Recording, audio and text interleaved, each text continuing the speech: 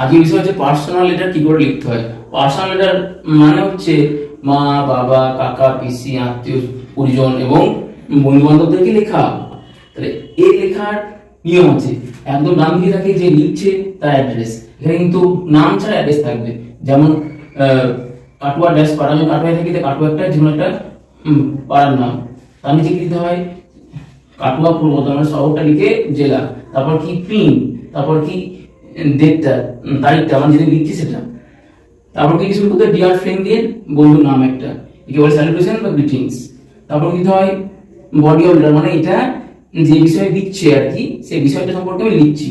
তারপর কি দিতে হয়, লিখতে হচ্ছে ইউর লাভিং ফ্রেন্ড লিখে একে বলে সাবস্ক্রিপশন। তারপর কি দিতে হয়, যে লিখছে তার শুধু নাম, নট সারনেম, পদবি না, শুধু নামটা দিতে হয়।